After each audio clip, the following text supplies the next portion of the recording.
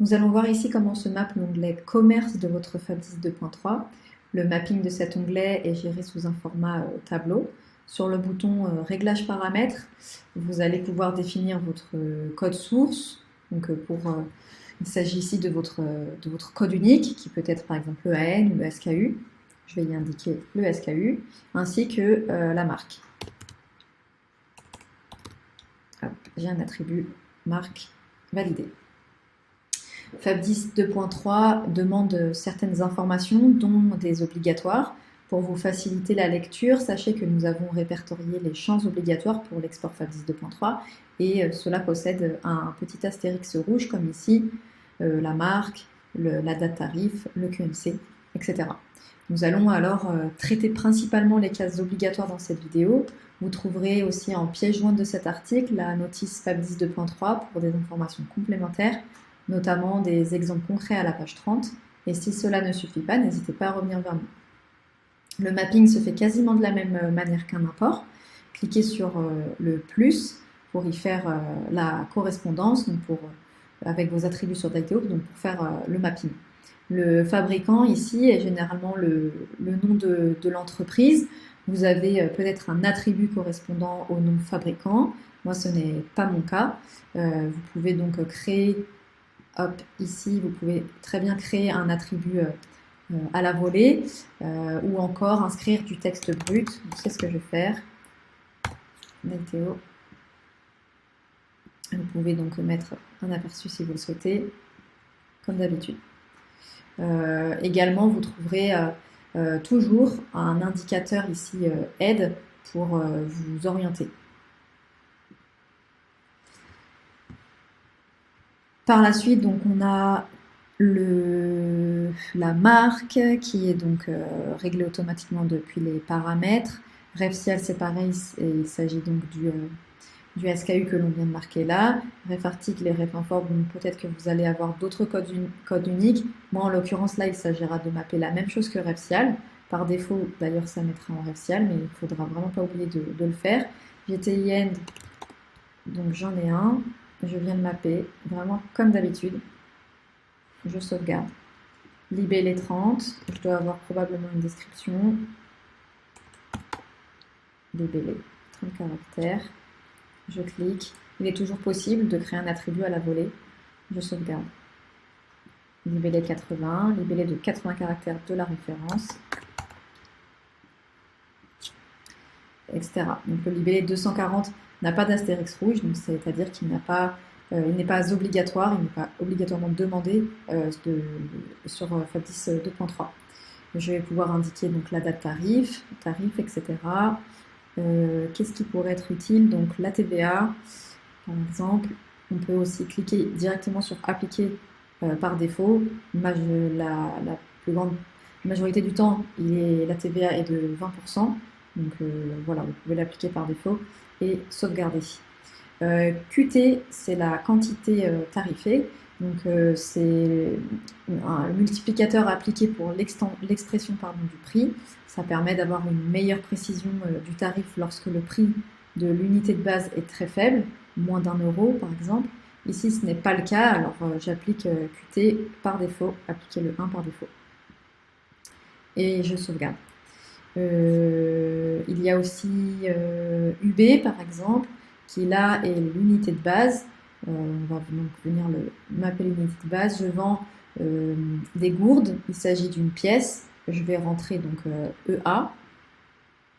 La notice FAB10 à la page 31 vous informe sur les tables des unités. Donc si vous vendez des rubans au centimètre linéaire, vous allez rentrer CMT. Si vous vendez de la matière comme du sable, peut-être qu'il s'agira de mètres cubes. Dans ce cas, vous rentrez MTQ. MTK pour du mètre carré, comme les dalles par exemple pour plancher chauffant. Donc là, moi dans mon cas, ce sera EA en texte brut et je sauvegarde. On a encore QMC qui est la quantité minimum de commandes, MUL qui est le multiple de commandes qui est égal à QMC par défaut, c'est-à-dire 1. Par exemple, si je vendais mes gourdes par carton, une gourde par boîte, mon client achète par carton de 24 gourdes et lui revend à l'unité. Donc ici, MUL serait de 24. QMC aussi serait de 24. QMV à côté, c'est la quantité minimum de vente.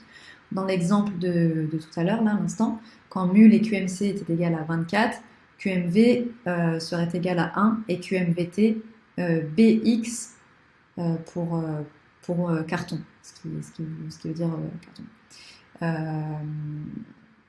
Voilà pour ça. QMVT, donc ici c'est EA si je vends à l'unité, ou CT si mon conditionnement de vente est un carton. Par exemple, on a BLI pour blister, on a Z2 pour une caisse, etc. Donc vous trouverez la table des unités, page 31 du fichier de la notice FAB 10.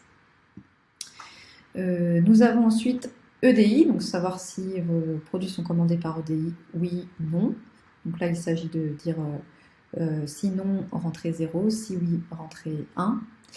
On a ensuite DUG qui correspond donc à la durée de garantie.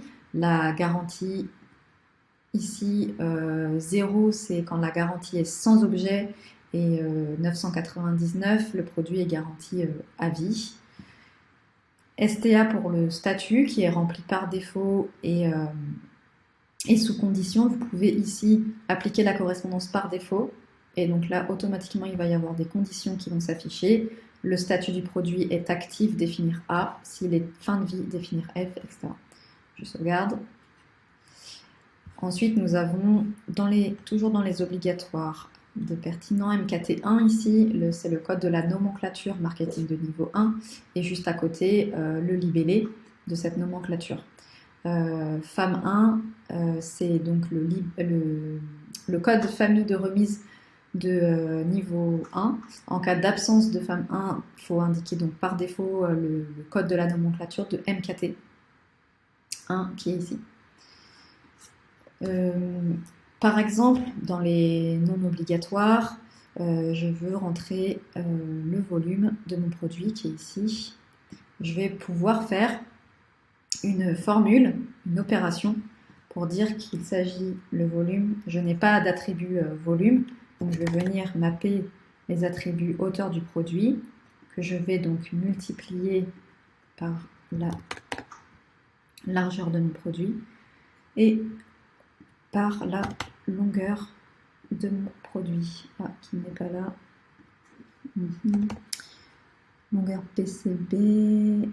Alors j'ai dû noter longueur PCB, mais c'est longueur du produit. Donc je vais venir faire ici une opération mathématique, cliquer sur OK et voir un aperçu. Alors ici ça ne va pas fonctionner puisque mon attribut n'est pas le bon.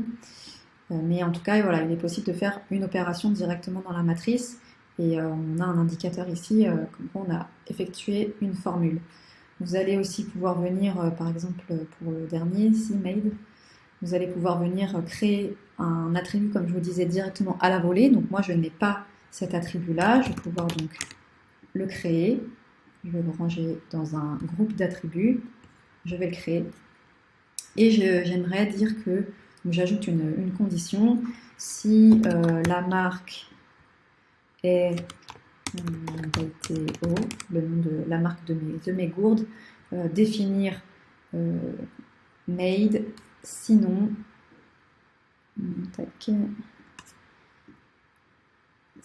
définir Espagne. Donc je dirais que dans l'attribut made, il s'agit de la France par exemple. Si mes produits de marque d'ITO, mes produits sont de marque d'ITO, alors définir made parce qu'ils sont produits en France, ils viennent de France, et sinon définir Espagne. Donc là je peux définir un texte brut ou je peux rentrer un autre attribut si j'en ai un. Vous pourrez retrouver les vidéos concernant les conditions et les formules dans la partie export de matrice de la plateforme d'aide. Votre premier onglet ici est prêt et mappé. Vous venez de faire donc un tiers du mapping FAB 10 2.3. Je vous montre ici un exemple d'un export FAB 10 de l'onglet commerce. Donc ça ressemble à ça. D'ITO ne bloque pas l'export, même s'il contient des erreurs. Ces erreurs sont donc surlignées ici en rouge sur le fichier directement. Et vous pourrez aussi consulter et même télécharger le rapport d'erreur depuis le logiciel dans l'onglet Export, lorsqu'il y en a, comme par exemple ici. Voilà, vous allez directement pouvoir venir télécharger le rapport d'erreur.